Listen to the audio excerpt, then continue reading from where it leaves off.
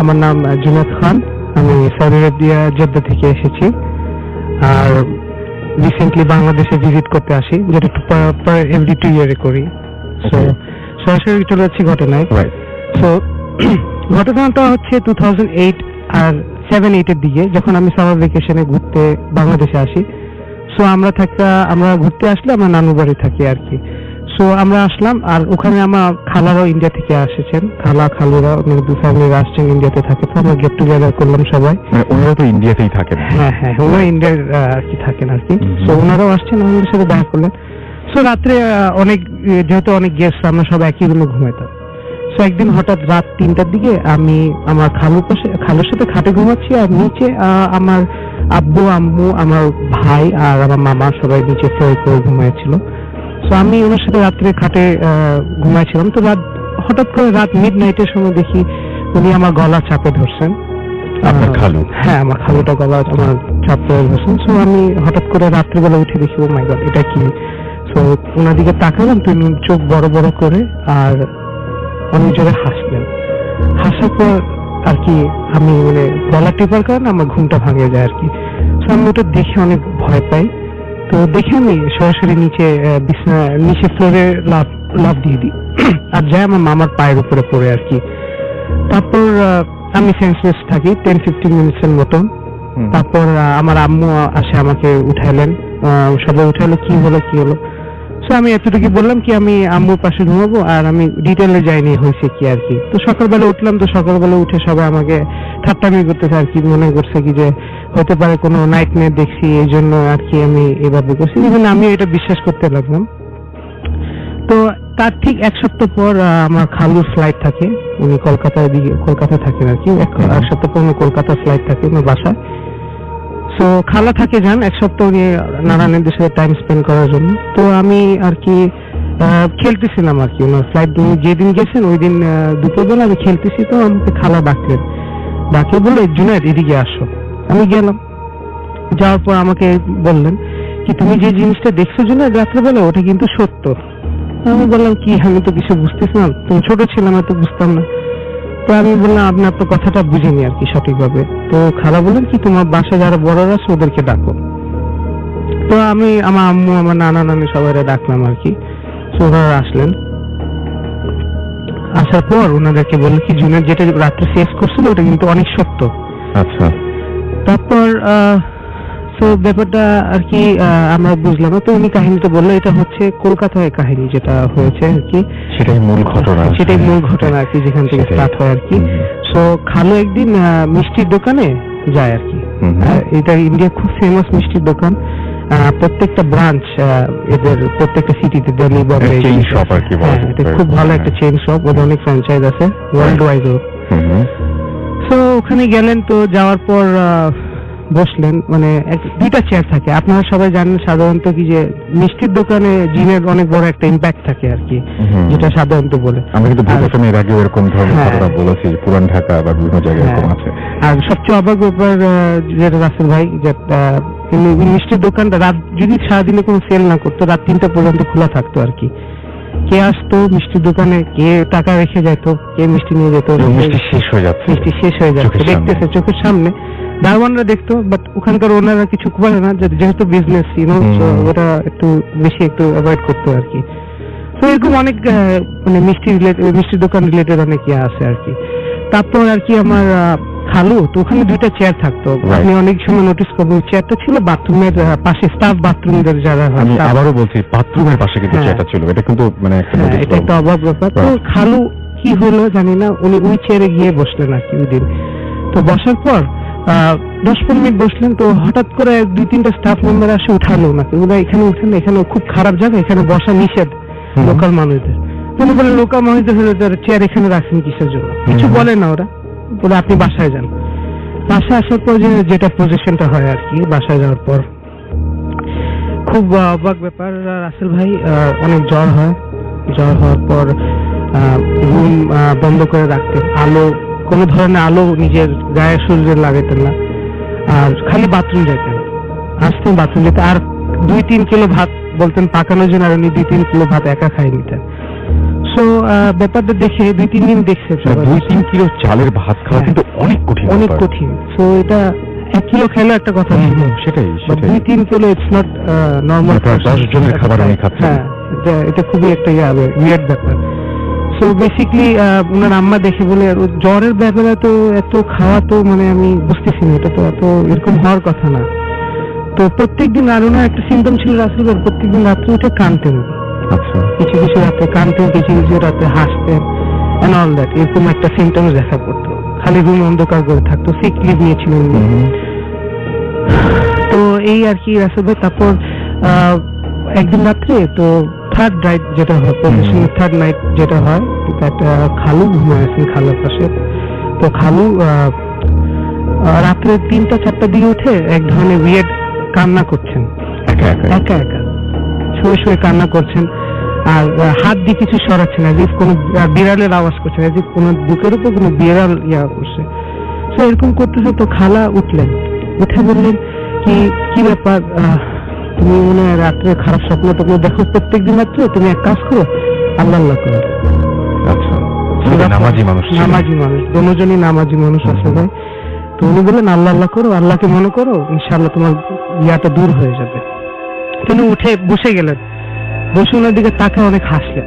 হাসার পর বলতেছেন কি ব্যাপার হাসছেন, मैं মুসলিম থরি না হूं, মানে এটা মানে হচ্ছে আমি কি মুসলিম নাকি।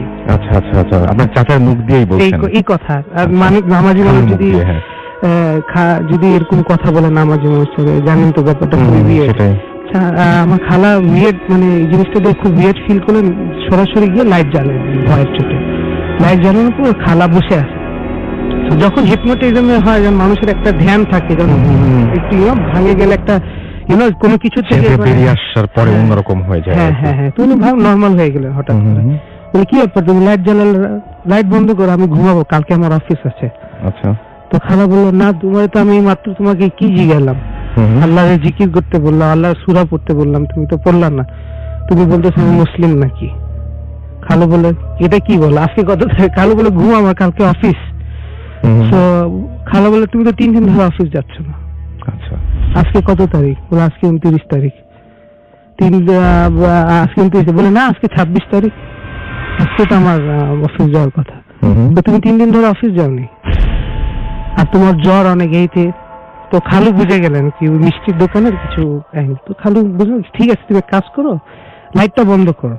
উনি বেশ সাহসী মানুষ ছিলেন। এই কয়েকদিন তো উনি ম্যাক্সিমাম সময় এরকম ঘর অন্ধকার করে থাকতেন, লাইট সহ্য করতে পারতেন কোনো না, মানে হুঁশ নাই আর কি। আচ্ছা, এই কয়েকদিন সেরকম অবস্থার মতো ছিলেন। তারপর হঠাৎ করে 3 দিন পরে উনি মানে বলা যেতে পারে যে পুরোপুরি সুস্থ। আচ্ছা, তারপর কি হলো? খাবু বলে কি লাইট বন্ধ করো, ওই জিনিসটা যদি আমার মধ্যে কোনো খারাপ জিনিস থাকে ও আসবে, এই ঘরেই আসবে, এই ঘরেই আসবে। ঠিক রাসেল ভাই, যেহেতু খালা বলেছেন, উনি তো অনেক মানে অনেস্ট একটা পারসন।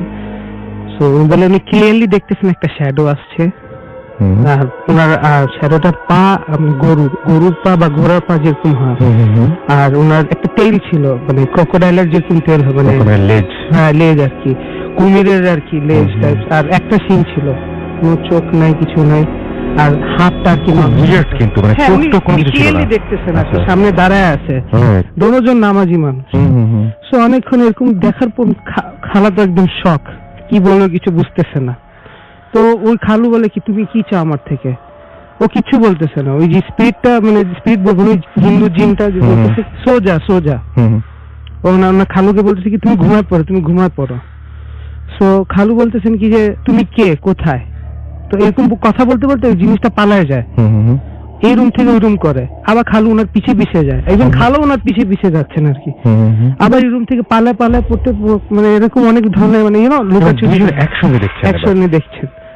আর দুজনই নামাজি মানুষ আর কি। তো দেখে বেসমেন্টে পালায় হঠাৎ করে জানি একটা স্মোক হয়, হ্যাঁ মানে ওই জিনিসটা স্মোক হয়ে পালায় গেল আর কি, মানে লাইক রান ওয়ে করছে আর কি, উড়ে আকাশে হয়ে গেল স্মোক হিসাবে আর কি।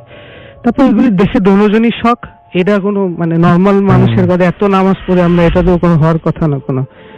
তারপর হয়েছে রাসেল ভাই, কলকাতায় হাওড়া ব্রিজ আছে একটা, হাওড়া ব্রিজের ব্যাপারে অনেকে জানেন নিশ্চয়ই। ওই পিছনে ওখানে অনেক বস্তি আছে, ওখানে বস্তিতে একটা ফেমাস পাগল আছে, পাগল যে অনেকে শুনছেন নিশ্চয়ই, জানেন, যারা ওই এলাকার তারা নিশ্চয়ই বুঝতে পারছেন কার কথা বলা হচ্ছে। ওনারা নিশ্চয়ই জানে, এটা খুব ফেমাস এটা। তো ওই পাগলের কাছে গেলেন খালা, কি যা বললেন কি আমাদের বাসায় এরকম ধরনের হয়েছে আমার হাজবেন্ডের সাথে, আপনি কি করে, আমরা তো কোনোদিন কারো ক্ষতি করিনি বা আমরা কোনোদিন, উনি ভাবছেন ব্ল্যাক ম্যাজিক আছে। তো ওই জিনিসটা পাগলটা বললো কি চল আমাকে নিয়ে চল, ওই মিষ্টির দোকানে নিয়ে চল। মিষ্টির দোকানে নিয়ে আসলেন খালা, অনেকক্ষণ দাঁড়ালেন, দাঁড়া বললেন কি তোর স্বামীর উপরে হিন্দু জিন অসর করছে, ওর উপরে একটা প্রবেশ করছে আর কি। সো বেসিক্যালি এটা শোনার পর খালা তো আর কি মানে তো খালা বলতেছেন সলিউশন কি, তোমার এটা কোনো সলিউশন নাই, এটা একটারই সলিউশন, হাজ করতে হবে। তো খালা না মন খারাপ না করে বলে ঠিক আছে আমি আরো অনেক অনেক ধরনের মোল্লা টাইপস বা অন্য আরো অন্য করো যারা হুজুর ওদের বা যারা যাদেরকে ধরলেন আর কি, যারা এই প্যারানর্মাল দিয়ে যারা ডিল করে আর কি এক্সরসিজম করবে কিনা ভাবছে। সো ওই পাগলটি এটাও বলছিল, ইভেন রাসেল ভাই ভুলে গেছিলাম, বাট এই জিনিসটা তোর হাজবেন্ডকে সবসময় বিরক্ত করবে না, ঠিক আছে, আসবে মাঝে মাঝে আসবে, তোরা টের পাবি না, এভাবে বসে তুই করে বলছিল উর্দুতে আর কি। তখন খালা বললেন কি যে আচ্ছা ফাইন, কোন উনি শখ আর কি, কি বলবেন, অনেক মোল্লাদেরকে নিয়ে গেল, ওর মোল্লা আসে এক্সারসাইজও করছে, কিছু কিছু মোল্লা কোনো নেই, সলিউশন নাই, কোনো আউটওয়ে নাই, ওই পাগলটা বলে দিছে হাজ করা ছাড়া কোনো সলিউশন নাই ওটার। তারপর তো অনেক বড় একটা প্রবলেম, এরকম করে অনেকদিন থাকলো, তারপর এই কাহিনীটা আর কি এখানে শেষ হলো আর কি। খালা বললেন কি তোমার আঙ্কেলের উপরে কিছু পজেস্ট করা আছে। সো ওই দিন রাত্রে রাসেল ভাই আমি এটাই ফেস করছিলাম। সো আমরা সবাই বাসায় টেনশন না নাকি আমার উপরে কোনো পজিশন কি, আমার উপর কোনো পজিশন বা আমার সামথিং আমার পিছনে বিহাইন্ড আছে নাকি। সো অনেক আমারও একটু ঝাড়ফুঁক করলো আর কি, নর্মাল যেটা, কিন্তু আমার কিছু পুরো আলহামদুলিল্লাহ কিছু হয়নি। বাট যেটা হয়েছে রাসেল ভাই, দ্যাট সবচেয়ে ইন্টারেস্টিং বিষয়, ওই জিনিসটা বাংলাদেশে যখন খালা চলে গেলেন কিছুদিন পর আমাদের ঘরে প্যারানর্মাল অ্যাক্টিভিটিস শুরু হলো। তার মানে ওই জিনিসটা এখানে, হ্যাঁ ওই জিনিসটা আছে মাইগ্রেট করে, এটা খুব একটা উইয়ার্ড বিষয়, আমি তো বিশ্বাস করতে চাচ্ছিলাম না, বাট এটা কিন্তু যতক্ষণ নিজের বুড়া নানানিরা দেখছেন তো অবভিয়াসলি কিছু রিয়েলি মিন করে দেখছেন।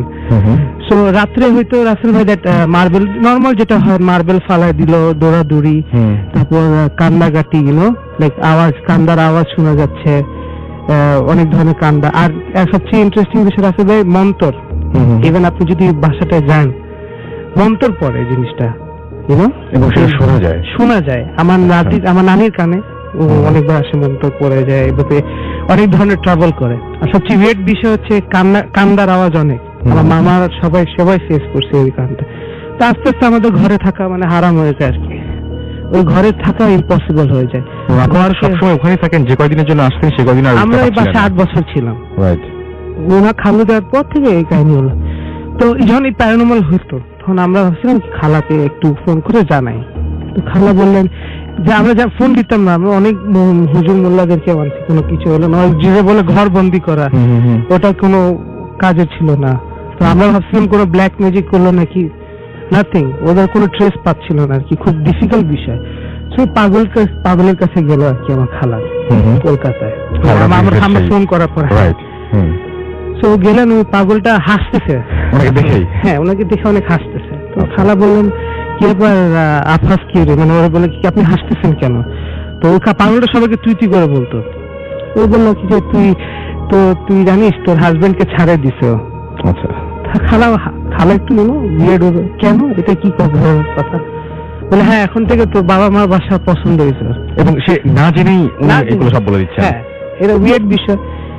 এখনো রাসেল ভাই অ্যাপার্টমেন্টটা এখনো এমন অবস্থা আছে, মানে ভাড়া টাকা দেওয়ার অনেক চেষ্টা হয়েছে কিন্তু হয়নি। বাট আপনি বলেন যে 2 উইক পর পরই যারা থাকতে এসছে তারা, আর যেহেতু আপনারাও দেশে থাকেন না, আপনারা দীর্ঘদিন ধরে দেশে থাকেন না, ওটা পড়ে আছে। তো এখনো মানে ওই সমস্যাটা চলছে। আমরা অনেক খুঁজছি, অনেকে থাকছে 1-2 মাস, বাট ওরা পরে আর থাকতে চায় না আর কি। বাট রাসেল ভাই উইয়ার্ড জিনিস যেটা ওখানকার আপনি যেটা ফেস করবেন, ওই জিনিসটা আপনাকে ট্রাভেল করবে না, বাট যদি একটা ইশারা বা একটা ট্রেস পায় যে কি আপনি এখানে থাকবেন, তখন ডিস্টার্ব করা শুরু। আপনার ঘটনাটা শুনি আমরা। তো বেসিক্যালি ঘটনাটা আমার বড় ভাইয়ের সাথে ঘটে, মালয়েশিয়াতে। ওর 4 বছর আগে, উনি একজন ইলেকট্রিশিয়ান। তো মালয়েশিয়াতে বিভিন্ন সিটিতে কাজ করতেন। একবার ওনাদের কাজ পড়ে মালয়েশিয়ার কুয়ালালামপুর থেকে খুব দূরে একটা জায়গাতে। তো ওখানে প্রায় 8-9টার মতো বিল্ডিং ছিল একটা প্রজেক্ট। তো ওনারা বিভিন্ন দেশের 10-12 জন ইলেকট্রিশিয়ান ছিলেন। তো ওনারা যে বিল্ডিংটাতে থাকতেন, ওনাদের কলিগদের একটা কমপ্লেন ছিল, কিছু কলিগদের, যে ওখানে ওনারা মানে উপরের ফ্লোর থেকে কোন একটা শব্দ পান। আচ্ছা। শব্দটা পান, তো সবাই শুনে নেই, যেহেতু ব্যাপারটা ওনারা তেমন ভাবে কেয়ারে নেয়নি। তো ওনারা যে ফ্লোরে থাকতেন, ওই ফ্লোরের কাজ শুরু হতে ওনারা সবাই শিফট করে উপরের ফ্লোরে। উপরের ফ্লোরে শিফট করার পরে সারাদিন কাজটা শেষ, রাত্রে যখন ঘুমাতে গেছেন, তো হঠাৎ আমার ভাইয়ার ঘুম ভাঙে ওনার এক কলিগের ডাকে। উনি তাকায় যেটা দেখেন যে দরজার সামনে একটা মেয়ে দাঁড়ায় আছে। আচ্ছা। মেয়েটা 18-20 বছরের হবে, মালয়েশিয়ান ট্রেডিশনাল ড্রেস পরা। তার চোখগুলো মানে একদম লাল, কোটের ভিতর ঢুকে আছে এরকম।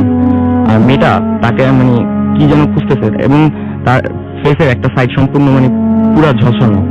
তো উনি ওই মেয়েটা কি যেন মানে খুঁজতেছে তাকে। তো একটা পর্যায়ে ওই মেয়েটার চোখ পড়ে একটা বাঙালি ছেলে, ছদ্মনাম বলতেছি আমি, রফিকের দিকে। তো ওই রফিকের দিকে তাকায় মেয়েটা মানে কি যেন বিড়বিড় করে বলতেছে আর হাসতেছে খুব। তো যখন এরকম সিচুয়েশন, ভাইয়াদের মধ্যে একজন ছিলেন ইন্দোনেশিয়া একটা ছেলে ছিল। তো সে একটা সূরা পড়ে জোরে জোরে হাতে তালি দিল। তো হাতে তালি দেওয়ার পরে মানে মেয়েটা কিছুক্ষণের মধ্যে হাসি থামায় দেয়, এবং পরে আস্তে আস্তে ওই জায়গাটা ছেড়ে চলে যায়। তো দেন ওনাদের কলিগ বলে যে তোমরা আজকে রাত্রের মধ্যে আর কেউ রুমের বাইরে যাও না। তো এটা নিয়ে ওনারা কথাবার্তা বলতেছেন যে কি দেখলাম। কিছুক্ষণ পরে মেয়েটা আবার ব্যাক করে আইসা আগের জায়গা থেকে একটু দূরে দাঁড়ায় বলতেছে, মানে আগের জায়গা থেকে একটু দূরে দাঁড়ায় তাকায় আছে একদম স্ট্রেট রফিকের দিকে, এবার কিছু বলতেছে না। তো অনেকক্ষণ তাকায় থাকার পরে মেয়েটা একাই চলে যায়। চলে যাওয়ার পরে এই হলো ফার্স্ট দিনের ঘটনা। তো তারপরে সকালবেলা যখন বস আসে, ভাইয়ারা সবাই বসের কাছে ঘটনাটা শেয়ার করে যে আমরা কালকে রাত্রে এমন কিছু একটা দেখছি। তো দেন বস বলে যে ঠিক আছে, আমি এখানকার যে লোকাল যে মাওলানা আছে তার থেকে দেখতেছি কি ব্যবস্থা নেওয়া যায়, তোমরা এই ব্যাপারটা কারোর সাথে শেয়ার করো না। তো এটা গেল ওদিনকার সারাদিন কাজকর্ম করার পরে রাত্রেবেলা যখন ওনারা মানে ঘুমাইতে যায়, তো এর আগে মানে রফিক ফ্রেশ হওয়ার জন্য যাবে। তো ওনারা যে ফ্লোরে থাকতেন ওই ফ্লোরের ওয়াশরুমটা বিজি ছিল। তো এই জন্য রফিক মানে উপরের ফ্লোরের ওয়াশরুমটা ইউজ করতে চায়। তো দেন ভাইয়ারা বলে যে না, যাওয়ার প্রয়োজন নেই, কারণ এমনি কালকে একটা ঘটনা ঘটছে। তারপর রফিক বলে যে না, আমি গ্রামের ছেলে, প্রবলেম হবে না, সমস্যা নেই, যাই। তো যাওয়ার পরে প্রায় 1 ঘন্টার মতো হয়ে গেছে, ওর কোনো খবর নেই। তো দেন ভাইয়ারা 2-3 জন মিলে উপরে যায়, যা দেখে যেটা যে রফিক একটা সাইডে দাঁড়ায় আছে, বাহিরের দিকে তাকায় কি যেন দেখতেছে। তো দেন ডাক দেয় যে রফিক, এবং ডাক দেওয়ার পরে হঠাৎ করে সে জাস্ট কি মানে তার পুরো ঘাটা ভাইয়াদের দিকে টার্ন করলো, টার্ন করে মানে খুব জোরে জোরে হাসতেছে। মানে সেই গত রাতে মানে তার ভয়েসটা মেয়েদের মতো, এবং গত রাত্রে ওই মেয়েটার মতো হাসতেছে জোরে জোরে। তো এটা দেখার পরে ওনারা খুব ভয় পায় নিচে চলে আসে। দেন ওনারা মানে নিচে যা ছিল বাকি কলিগ সবাই উপরে যায়, ওই রফিককে নিচে নিয়ে আসে। তো আনার পরে ওই ইন্দোনেশিয়ান ছেলেটা অনেক সুরা পড়ে ফুটু দেয়, দিলেও কিছুক্ষণ শান্ত থাকে। দেন আবার সে একই অবস্থা, আগের মতো মানে হাসতেছে, চোখ টোক লাল। তো এরকম ভাবে ফজর পর্যন্ত চলার পরে সকালে যখন বস আসে, তো বস জিনিসটা দেখেন, এবং ওখানকার লোকাল যে মাওলানা ওনাদের দ্বারা হেল্প নেওয়া ট্রাই করেন, বাট তেমন একটা সলিউশন বের করতে পারে না। একটা পর্যায়ে বস আর ওর রেসপন্সিবিলিটি নিতে চাচ্ছিল না, তো যার কারণে ওকে বাংলাদেশে ইমিডিয়েটলি পাঠিয়ে দেওয়া হয়। তো সবার মধ্যে একটা কিউরিয়াস ছিল যে মানে এতগুলো মানুষ থাকতে কেন রফিকের দিকে এইভাবে ওই জিনিসটা তাকায় ছিল এরকম কিছু। তো এরপরে যেটা হয় যে একদিন ওনাদের মধ্যে থেকে একজন বাংলাদেশের রফিকের আম্মুকে কল দেয় জানার জন্য যে কেমন আছে। খোঁজ নেওয়ার জন্য যখন ফোন দিয়ে জানতে পারে যে হ্যাঁ ভালো আছে। আর রফিকের আম্মুকে জিজ্ঞেস করে যে কেমন আছে রফিক এখন। তো ওর আম্মু খুব নর্মালি অ্যান্সারটা দেয় যে মানে খুব নর্মাল, যে এমন কোনো ঘটনা ঘটেইনি। তো এটা থেকে তাদের কিউরিওসিটিটা আরো বাড়ে যে একটা প্যারানর্মাল ঘটনা, বাট তারা এইভাবে নর্মালি একটু উঠতেছে। দেন জিজ্ঞেস করে যে আপনার কাছে মানে রফিকের আম্মুকে ওনারা পুরো ঘটনাটা শেয়ার করে যেমন হয়েছে। তো রফিকের আম্মু যেটা বলে যে তোমরা এটা মানে এটা এখন নতুন দেখলাম, বাট আমরা এটা দেখতেছি ছোটবেলা থেকে। তো জিজ্ঞেস করে যে মানে কেন এটা। তো রফিকের আম্মু পরে পুরো ঘটনাটা শেয়ার করে যে মানে রফিকের আম্মু যখন প্রেগনেন্ট ছিল তখন, এটা তখনকার ঘটনা, রফিকের নানা এসব জিনিস জিন এসব পালতেন। তো রফিকের আম্মু ছিল রফিকের নানার বাসায়। তো একদিন রফিকের আব্বু যায় যে মানে রফিকের দাদির শরীর অসুস্থ নিতে আসে। তো এরপর যেটা হয় মানে বলে যে রফিকের নানা বলে আজকে রাত্রে যাওয়ার দরকার নেই, রাত হয়ে গেছে, আর ওনারা যে রাস্তা দিয়ে আসবেন ওই জায়গাটা ছিল একটু খারাপ, মানে নৌকা দিয়ে আসতে হবে। তো তারপর রফিকের আম্মু মানে আসে, এন্ড রাস্তায় যেটা হয় যে মানে ওনারা একটা সময় ফিল করতে পারেন যে ওই জায়গাটা মানে স্পেসিফিক জায়গাটা আসার পরে মানে নৌকাটা ওনারা ফিল করেন যে নৌকাটা ভারী হয়ে গেছে আগের থেকে, মানে কিছু একটা আছে নৌকার মধ্যে। এই জায়গাটার একটা ঘটনা আছে, এই জায়গার একটা ঘটনা আছে যে মানে এরকম হয়েছে ওখানে যারা মাছ ধরতে যায় তাদের মধ্যে অনেকে এমন হয়েছে যে ওখানে মাছ ধরে আসার পর এমন কিছু দেখছে এরপর থেকে পরে তারা সুইসাইড। রফিকের মায়ের সাথে কি হয় সেটা একটু বলেন। তো তারপরে যেটা হয় যে রফিকের আম্মু মানে ড্রিম দেখতো, মানে ওই দিন ওইখান থেকে আসার পরে নিষেধ অমান্য করে আসার পরে উনি প্রতিদিন রাতের বেলায় স্বপ্ন দেখতেন। স্বপ্ন কি দেখতেন? হ্যাঁ রাইট, স্বপ্নে দেখতেন যে ওনাকে কিছু একটা সামথিং একটা ফিগার, উনি স্পষ্ট দেখতেন না, বলতেছে যে তোমার ছেলেটাকে আমার পছন্দ হয়েছে, এই ছেলেটা তোমার ছেলেটা হলে আমাকে দিয়ে দিবা, মানে এই টাইপের কথাবার্তা বলতো। আর রফিকের আম্মুর সাথে যেটা হতো যে রফিকের আম্মু প্রায় ফিল করতো যে ওই কিছু একটা প্রেজেন্স আছে তার আশেপাশে, কিছু একটা প্রেজেন্স ফিল করতে পারতেন। এবং মানে বাজে পশু পচা 6-7 দিন পচলে যেমন যেটা বলেছেন আমাকে, আমার সেটা মনে আছে, সেটা হচ্ছে যে আপনার স্বপ্ন দেখতো যখন প্রেগনেন্ট অবস্থায় এবং যখন বাচ্চাটা জন্ম নিল তারপরেও তিনি স্বপ্ন দেখতেন এবং স্বপ্ন দেখতেন ঠিক একইভাবে যে কেউ একজন তার বাচ্চাকে নিয়ে যেতে চাচ্ছে। এবং শেষে তিনি না পেরে একটা সময় তার বাবার কাছে এই ব্যাপারে মানে সলিউশন চান। তার বাবা কি কোনো সলিউশন দিতে পেরেছিলেন? হ্যাঁ, তার বাবা ইনস্ট্যান্ট কিছু সলিউশন দিয়েছিলেন। যেমন উনি ওই যেটা যে জিনটা মানে জিন হোক বা স্পিরিট হোক যেটা রফিককে নিতে চাইতো উনি ওইটাকে কয়েদ করে রাখছিলেন। এন্ড এরপরও যখন রফিকের প্রবলেম হইতো দেন রফিকের নানা ওখানে মানে রফিক একটা তাবিজ দিচ্ছিল যার কারণে তেমন ভাবে রফিকের তেমন কোনো প্রবলেম হইতো না। পরে আবার প্রবলেমটা হলো? হ্যাঁ, প্রবলেমটা পরে শুরু হয় যখন মানে ওই রফিকের নানা বলছিল যে তাবিজটা যাতে না হারায়। তো দেন রফিক বড় হওয়ার সময় মানে ওর নানা মারা যাওয়ার পরে কোন একভাবে তাবিজটা হারায় যাওয়ার। অনেক ধন্যবাদ আপনাকে আপনার ঘটনার জন্য। রুবেল বলছি ফ্রম জগন্নাথ ইউনিভার্সিটি। ওকে, আমরা চলে যাই ঘটনায়। আচ্ছা ঠিক আছে রাসেল ভাই, ঘটনাটা হচ্ছে 2011 সালের এপ্রিল আর মে মাসের দিকে কাহিনীটা। তখন আমার কোচিং, আমি আসলে আমার ইন্টারমিডিয়েটে পড়তাম, তখন আমার কোচিংটা ছিল রাত 8:30 পর্যন্ত। অ্যাকচুয়ালি বাসায় মানে কথা বলার মতো পসিবল ছিল না, দ্যাটস ওয়াই আমি বাসায় বলছিলাম রাত 10টা পর্যন্ত কোচিং। এই জন্য আমি ওই সময়টুকু আমার পাশে বাসাটা ছিল আমাদের শেরপুর, আমার বাসাটা হচ্ছে শেরপুর জেলার সদরে, এখন একটা বড় গুরুস্থানের পাশে আমাদের বাসাটা। ঠিক আছে, তো আমি ওই সময়টুকু যে সময়টুকু আমি বাইরে থাকতাম ওই সময়টুকু গুরুস্থানে বসে ফোনে কথা বলতাম অথবা ফ্রেন্ডের সাথে আড্ডা বা গান শুনতাম। আচ্ছা, তো ঘটনার দিনও আমি গান শুনছিলাম গুরুস্থানে বসে। দিনটা ছিল, রাতটা ছিল অনেক অন্ধকার। ঠিক আছে, রাত 9টার দিকে রাসেল ভাই। তো আমি বসে গান শুনছি, মানে কথা বলার জন্যই ওয়েট করছিলাম। তো এর মধ্যে হঠাৎ করে আমি অনেক বেশি অন্ধকার ছিল যে আমি ফিল করি যে আমার পিছন থেকে একজন মানে কিছু একটা আমাকে মানে আক্রমণ করেছে। আচ্ছা, ঠিক আছে, তো আক্রমণ করার পর তো আমি মানে অ্যাটলিস্ট আমি ভয় পাইনি যে ভূত পেট বা অন্য কিছু। ঠিক আছে, তো আমি ওই সময় রাসেল ভাই ভয় পাইছিলাম যে হয়তো বা গুরুস্থান থেকে কোনো জীব জানোয়ার আমাকে ধরছে। আমি লাফাচ্ছিলাম, ওটা ছাড়ানোর জন্য লাফাচ্ছিলাম। তো অনেকক্ষণ লাফানোর পর ওটা ছাড়ছিল না, অ্যাটলিস্ট 2 থেকে 3 মিনিট পর ওটা ছেড়ে দেয় আমাকে। ছেড়ে দেওয়ার পর আমি মানে বোকা বনে যাই আমি কেন লাফাচ্ছিলাম। ঠিক আছে, দেন আমি আবার ওখানে বসে আমি আমার ফ্রেন্ড রনি ওকে ফোন করি, যে ফোন করে আমি হাসাহাসি করছিলাম যে নিজে মানে বোকা হয়ে গেলাম, কি হলো। তো রাসেল ভাই আমি যেহেতু আমার কোচিং থেকে আমি পরীক্ষা দিয়ে আসছিলাম, আমার প্যান্টের পকেটে একটা স্কেল ছিল। তো স্কেল আমি বসার 2 থেকে 3 মিনিট পর স্কেলটা আমার সামনে একদম খোলা মাঠ, গুরুস্থানে একদম খোলা মাঠে স্কেলটা একদম আস্তে আস্তে পড়তেছিল। আচ্ছা, তো ওইটা দেখে আমি মানে চরম ভয় পাই। এমনি খুব অন্ধকার ছিল, এলাকায় ইলেকট্রিসিটিও ছিল না। তো আমি ওখান থেকে আমার একদম গায়ের লোম দাঁড়িয়ে যায়, আমি একদম দৌড়ে বাসায় চলে আসি। তো বাসায় এসে কাহিনীটা আমি কাউকে বলি না, কারণ বললে হয়তো রাত্রিবেলা মা কোচিং এর সাথে যাবে, আমাকে একা যেতে দিবে না। ঘটনার দিন ছিল আপনার শনিবার, ফার্স্ট শনিবার। সেকেন্ড শনিবার আমি আমাদের বাসায় আমি ওই দিন ফ্রেন্ডের কাছ থেকে অনেক রাত করে বাসায় আসি। তো আমাদের বাসায় ডাইনিং এ আপনার বেসিন ছিল না, দেখছেন মা আপনার ওই ডাইনিং এর উপর একটা মেলামাইনের বড় একটা গামলা রাখছিলেন, ওখানে আমরা হাত ধুইতাম আর কি, বা প্লেট পরিষ্কার করতাম। তো আমি বাসায় ফিরে দেখি সবার খাওয়া শেষ, আমি বাকি আছি।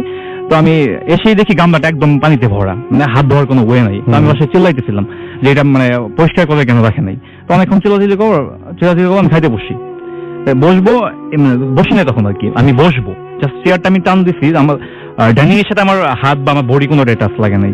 তো এই সময় আপনার আমার গামলাটা এমন ভাবে পড়ে যায়, ঠিক আছে, মানে আমার রানিং এর সাথে কোনো রিলেটেডই না। হ্যাঁ, এটা দূরে থাকার কথা, একটু দূরে একদম ready না। থাকবে, আমি right. জাস্ট চেয়ারটা ধরছি, এই সময় আমার গামলাটা পড়ে যায় একদম ফ্লোরে। হ্যাঁ, এমন ভাবে পড়ে যাতে আপনার 20 থেকে 25টা টুকরা হয়ে যায়, এটা অসম্ভব। উইয়ার্ড ব্যাপার, মানে খুবই। একদম ঘোরা ঘোরা হয়ে যায়, ঠিক আছে, পানি সহ একদম। তো মা উঠে তো চিল্লাচিল্লি শুরু করছে, বাচ্চা আমি রাগারাগি করে এটা ফেলে দিচ্ছি, ঠিক আছে। তো এটাও তো বাট সবাই মা আমাকে বকাবকি করছে, বাট আমি তো বুঝতে পারছি যে কাহিনীটা কি। গত শনিবারের কাহিনীটা ওইরকম হলো। আর একটা জিনিস মিস করে গেছি যে গত শনিবার এই কাহিনীর পর থেকে আমি সাপ, ইঁদুর, মানে বাসায় ঘুমালে চোখ বন্ধ করলে বা চোখ খুলেও দেখতাম ওয়ালে হাঁটতেছে এরকম। তাই হ্যাঁ, মানে জাস্ট আপনি চোখের সামনে একদম দেখতে পাচ্ছেন? হ্যাঁ, মানে চোখের সামনে। এটা কোনো কি শ্যাডোর মতো না, একদম আপনি জলজন্ত একদম ক্লিয়ার, একদম জলজন্ত, একদম জলজন্ত ক্লিয়ার। My God. আমি হঠাৎ চোখ খুলে দেখতাম যে ওয়াল দিয়ে হাঁটতেছে। তো আমি হঠাৎ করে ভয় পেয়ে যেতাম, বাট আবার দেখতাম না কিছুই নাই। তো ফ্রেন্ডদের সাথে হাঁটতে গেলেও মাঝে মাঝে আমি লাফাইতাম, মানে এমনি লাফ দিয়ে উঠতাম, আমার নিজে চমকায় উঠতেন আর কি। হ্যাঁ, সাপ বা ইঁদুর হেঁটে আচ্ছা যাচ্ছে। আচ্ছা আচ্ছা আচ্ছা। তো আমি ফ্রেন্ড অনেক সময় ফ্রেন্ডকে বলতাম না, কারণ এটা বললে সবাই হাসবে দিনের বেলাও, ঠিক আছে। তো গেল, তখন থেকে আমি নিজে একটু সতর্ক ছিলাম যে রাতের বেলা একা বের হইতাম না। তো নেক্সট স্যাটারডে, পরপর 3 স্যাটারডে, কিন্তু ঘটনাটা 3টাই আপনার স্যাটারডে। তো নেক্সট স্যাটারডে আমি ওই দিন 1 সপ্তাহ তো আস্তে আস্তে ঘটনা ভুলে গেছি, ঠিক আছে। তো ভুলে যাওয়ার পর আমার এক ফ্রেন্ড ওই দিন ফোন দেয় রাত 12:30টার দিকে। তো ওর ইমার্জেন্সি ফ্ল্যাগজি লাগবে, ঠিক আছে। তো আমাদের বাসাটা ছিল আপনার শেরপুরের সিংপাড়া এলাকায়। তো সিংপাড়া থেকে খড়মপুর, ওখানে রাত 1টা-1:30টা পর্যন্ত ফ্ল্যাগজি দোকান খোলা থাকে। আচ্ছা। তো আমি যাবো কি যাবো না চিন্তা করলাম। আর অ্যাকচুয়ালি আমি আগে থেকে একটু রাতের বেলা বাইরে মানে থাকতে পারতাম, ভয় পেতাম না। তো আমি বের হই রাতের বেলা ফ্ল্যাগজি দেওয়ার জন্য। এবং ওই জায়গায় তো 1টা-1:30টা মানে অনেক রাত। হ্যাঁ, হ্যাঁ, মোটামুটি অনেক রাত। রাস্তায় সব দোকানপাট বন্ধ হয়ে যায়, দু একটা চায়ের দোকান খোলা থাকে। তো আমি বের হই বাসা থেকে, চুরি করে বের হই বাসা থেকে, পেছন দরজা দিয়ে বের হই। তো বের হয়ে আমি যাচ্ছিলাম খড়মপুর ফাদ ভাইয়ের দোকানে যাই। তো ওখানে বসে আমি আড্ডা দিই কিছুক্ষণ, উনি আমার পরিচিত ছিল। তো সবসময় ফ্ল্যাগজি করতাম, আড্ডা দিয়ে ফ্ল্যাগজিও দিই। ফ্ল্যাগজি দিয়ে 1টা-15 বা 20 এরকম আমার টাইমটা মনে হচ্ছে আর কি। তো আমি বের হয়ে আমি খড়মপুর 3 রাস্তা মজা শেরপুর থেকে শুনতেছে, ওরা নিশ্চয়ই বুঝতে পারছে যে মোড় থেকে আমি বাসার দিকে যাব, আমার মোড়ে বাসার দিকে রান করবো। তো এই সময় দেখি একটা মেয়ে, টোটাল আপনার মেয়েটার ড্রেসটা হচ্ছে একদম সাদা জামা, ক্লাস 3-4 মেয়েরা যেরকম পরে, ফ্রক, কিন্তু নিচে লাল পাড়, ইভেন পায়ে আলতা দেওয়া। আর পিছন থেকে আমি চুলগুলো দেখলাম একদম মানে কোমরের নিচ পর্যন্ত। আচ্ছা। তো আমি হেঁটে হেঁটে যাচ্ছি, আমার কোনো কিছু কনসেন্ট্রেশন নাই যে রাত 1টার সময় একটা মেয়ে মানুষ অসম্ভব। আর আমার এদিকে কোনো খেয়াল নাই, মানে আমি জাস্ট ইমপ্রেসড যে আমি মেয়েটার পিছনে যাচ্ছিলাম, ঠিক আছে। মেয়েটার পিছনে যাচ্ছি, আমি মানে আমাকে অদ্ভুত ভাবে টেনে নিয়ে যাচ্ছে আর কি মেয়েটা, অন্য কোনো দিকে আমার কোনো খেয়াল নাই। আমি যাচ্ছি। তো আমাদের খড়মপুর মোড় থেকে হেঁটে হেঁটে কলেজের সামনে আপনার ডান দিকে টার্ন করলে আপনার ডিসি অফিস আমাদের শেরপুরে। তো ডিসি অফিসের সামনে আপনার পুকুর। আমি ওই পর্যন্ত হেঁটে যাচ্ছি, তখন আমার 10 থেকে 15 হাত আচ্ছা আপনার ডিস্টেন্স মেয়েটার সাথে। আমি কোনোভাবে ধরতে পারছি না, বাট আমার খুব ইচ্ছা হচ্ছে মেয়েটার সাথে কথা বলবো। আচ্ছা। তো আমি যখন পুকুরটার সামনে আসি, তখন মানে আমার সেন্স ফিরে যেটা আমি মানে কোথায় আসছি, মানে অনেক রাত। তো আমি তো বাসা থেকে বেরিয়েছি রাত 12:30টার দিকে। তো আমি তখন দাঁড়াই আমি ফোন বের করি, দেখি আমার ফোনে অনেকগুলো ফোন আসছে। আমাকে যে ফোন দিচ্ছিল অনেকগুলো ফোন দিছে। তো আমি ঘড়ি দেখি রাত 3টা বাজে।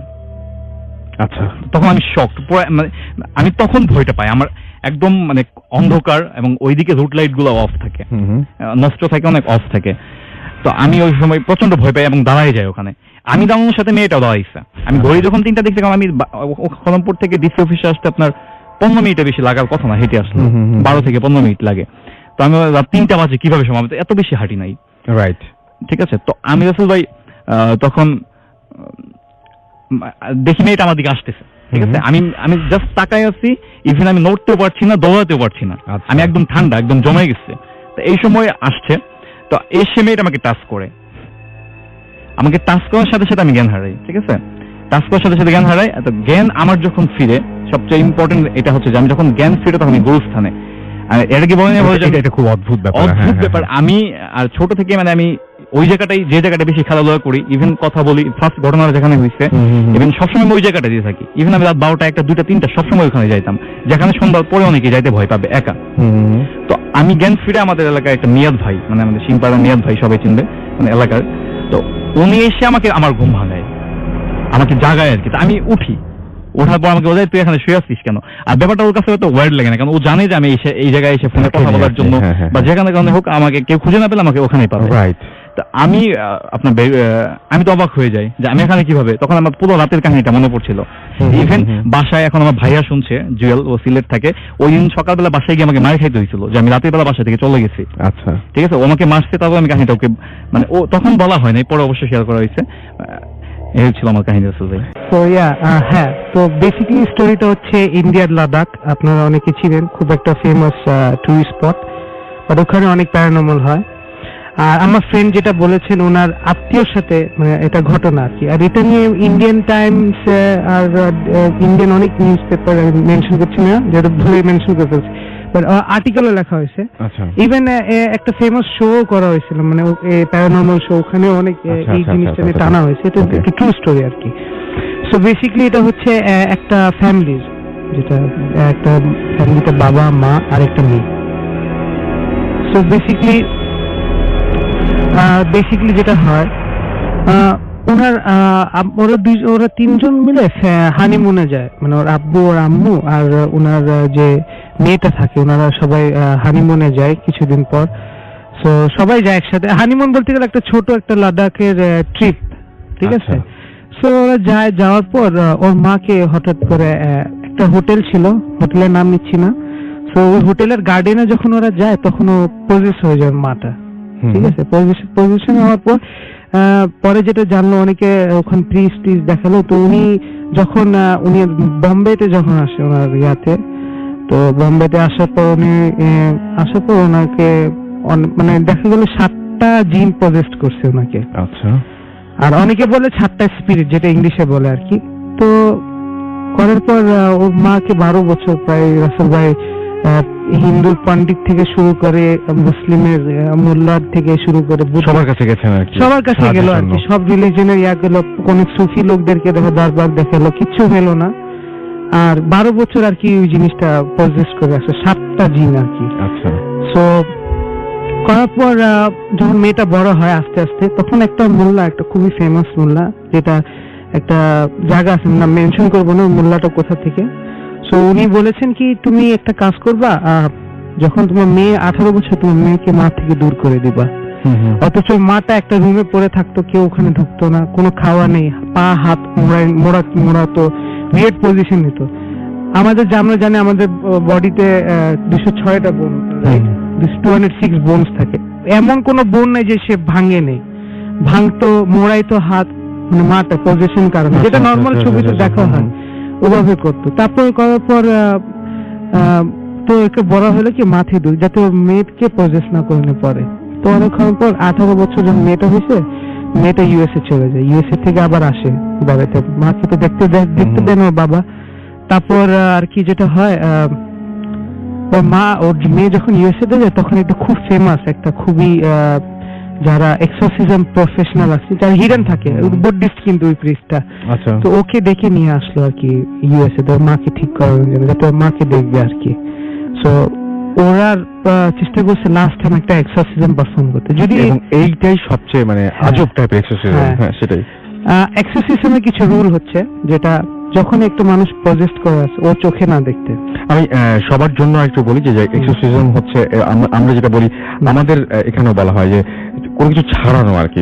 আপনি হয়তো পজেস্ট আছেন, আপনার পজেস সেটা থেকে আপনাকে ছাড়ানো বা ঝাড়া, এরকম টাইপের কিছু একটা। ওকে, ফাইন। সো ওর রুল ছিল কি, কেউ ওই জিনিসটা চোখে দেখবা না। তো ওটার পরের পর মানে সবাইকে বোঝানো হলো, তোমার আম্মু ভিতর থেকে আওয়াজ করবে, হ্যাঁ আমি তোমার আম্মু, আমাকে বাঁচাও, হ্যান ত্যান, বলবা না আর কি, সহজে বলবা না। সো ও করলো, first time position exercise perform করলো, কোনো লাভ হলো না। আচ্ছা, সেকেন্ড টাইম যখন এক্সারসাইজ পারফর্ম করতে যায় বুদ্ধিস্ট প্রিস্টটা, সে খুবই একটা ফেমাস প্রিস্ট, ডক্টর কি জানি ভুলে গেছি নামটা, খেয়াল নাই আর কি। তো ওই ডক্টরটা বললো কি যে আচ্ছা আমি সেকেন্ড টাইম পারফর্ম করব, ঠিক আছে, এবার পসিবিলিটি লাগছে। তো সেকেন্ড টাইম যখন পারফর্ম করতে চাই এক্সারসাইজ, তখন হয় কি, ওর মেয়েটা না লাদাখের ওই জায়গাটা যেখান থেকে মা পৌঁছেছিল, ওখানকার হিস্ট্রি জানতে চায়, ব্যাকগ্রাউন্ড। সো মেয়েটা যায়, ব্যাকগ্রাউন্ড জানা শুরু করলো, কি ছিলটা কি ওই জায়গায়, কেন এরকম হলো, রিজনটা কি। সো কিছু অনেক হিস্ট্রি ঘাটার পর গুগলে সার্চ করলো, মানে অনেক রিসার্চ করছে সে ওই জায়গা ব্যাপারে, জমিন জমান যা ছিল ওখানে লাদাখের অনেক আগে। হঠাৎ করে মানে কি, যখন লাদাখ একটা সেপারেট স্টেট ছিল, তখন ওখানে একটা বাসা একটা বিল্ডিং নাম বাসা হওয়া হতো। তো বাসা ধসে পড়ে যায়। ওই বাসার ভিতরে 7টা জিন ছিল না মানুষ ছিল, আমি এটা সঠিক বলতে পারতেছি না, বাট 7টা একটা এন্টিটি ছিল এক ধরনের, ঠিক আছে? আচ্ছা। ওই 7 জন মিলে প্রজেস করছে আর কি। আচ্ছা, তা তাকে ধসে যাওয়ার কারণে ক্ষতিগ্রস্ত হয়েছিল? হ্যাঁ, তো মেয়েটা কি করছে, 7টা যারা মারা গেছে বা যারা জিন টিন মারা গেছেন, তো ওদের নাম জানলো আগে। আচ্ছা, নাম জেনে 7 জনের নাম নিয়ে গেল। যেহেতু এক্সোসিজম কাজ করতেছে না, এখন মানুষের মানুষ বলে না, মানুষের পাওয়ার সবচেয়ে পাওয়ারফুল, মানুষের বুদ্ধি।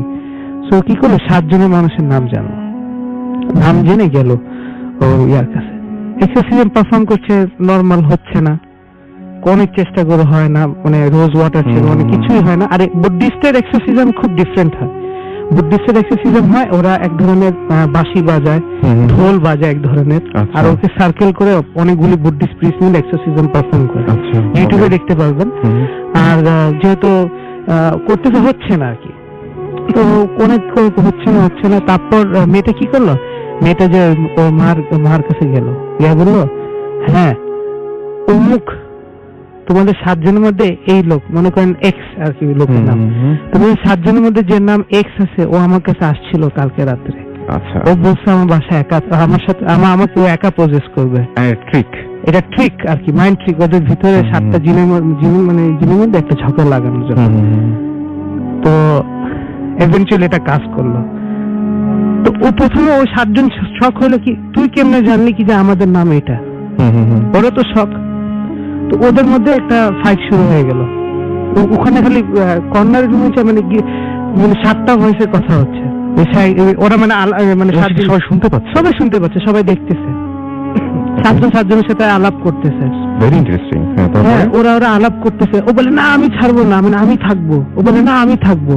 ওই 7 জনের মধ্যে সব ধরনের এজের লোক ছিল, বাচ্চা ছিল, মানে নর্মাল বাবু, মানে 40-30 ইয়ার্স, সব গ্রুপ, মানে 6 কম্বিনেশন গ্রুপের এজ লোক ছিল। ওরা নিজের মধ্যে ঝগড়া করতে করতে, আর এখানে কি করছে, এর এক্সোসিজম চালু করে দিছে, যেহেতু ওদেরকে বিজি করে দিল আর কি। ওরা 7 জনের মধ্যে কনফিউজড হয়ে গেল। তো বিজি করে উনি কি করলো, এক্সোসিজম পারফর্ম করছে। এক্সোসিজম পারফর্ম করে, যেহেতু ওর পাওয়ারটা কমে গেছে আর কি, এক্সোসিজম পারফর্ম করে ইয়াটা হয়ে গেল আর কি, এক্সোসিজম সাকসেসফুল হলো। 7 জন ইয়াটা ছেড়ে দিল। ছাড়ার পর এখন হলো কি, ইভেন্চুয়ালি ওর মাটা মারা যায় লাস্টের দিকে। মানে ওর বডি যখন ডক্টরের কাছে নিয়ে যাওয়া হয়, বম্বের একটা খুব ফেমাস, আমার ফ্রেন্ডরা বলতে, ছত্রবাজি শিবাজি টার্মিনাল একটা স্টেশন আছে ইন্ডিয়াতে, ওই ট্রেনে, লোকাল ট্রেনে মাকে এমনি উঠায় নিয়ে যাচ্ছিল, ঠিক আছে? নিয়ে যে রাস্তার মধ্যে মা দম আটকে নেয়, ওই স্টেশনে আর কি, তো রেলওয়ে স্টেশন যেটা হয়, ওখানে দম আটকে গেছে। হসপিটালে নিয়ে যাওয়ার আগে ডক্টর কাছে নিয়ে যাওয়ার, পোস্টমর্টম করবেন বললো 206, মানে ভিতরে যত বোন ছিল সব তো সব ভাঙে গেছে। আচ্ছা, শখ হলো কেমনে একটা মানুষ জীবিত থাকে। আচ্ছা, আমি একটা জিনিস জাস্ট জানতে চাচ্ছি যে, মানে আমি জাস্ট ভাবছিলাম এরকম যে, এরকম কি হতে পারে, মানে ডাক্তার কি এরকম কিছু বলেছিল যে ওনার কোনো মেন্টাল ঝামেলা ছিল, এরকম কোনো কিছু? ডক্টর যেহেতু ওর সবকিছু চেক করলো, আপনি জানেন প্রত্যেকটা জিনিস চেক করা হয়, নর্মাল ব্রেনের যেটা সেলস নর্মাল ফাংশন করছে এগুলো না, সব ঠিক আছে, দ্যাটস জাস্ট বিকজ বোনস, প্রত্যেকটা বোনস ভাঙা বডিতে। আর এটাও বলছিল ডক্টর দ্যাট এতদিন মানুষ কেমনে না খায় থাকতে পারে। 12 years of position with 7 genes. Interesting. So এই জিনিসটা অনেকে জানি না, স্পিরিটস বলে, এটা ইন্ডিয়াতে কিন্তু একটা ফেমাস কাহিনী, এটার উপর অনেক বড় একটা ইয়াও আসছে আর কি ইউটিউবে ভিডিও। হ্যাঁ, যারা ইন্ডিয়াতে আছেন এই মুহূর্তে, নিশ্চয়ই আমাদের আরো আপডেট দিতে পারবেন। আপডেটস আমরা চাই আপনাদের কাছ থেকে, এবং আপনারা অবশ্যই এই ঘটনাটা আরো মানে যারা জানেন, সেটাই।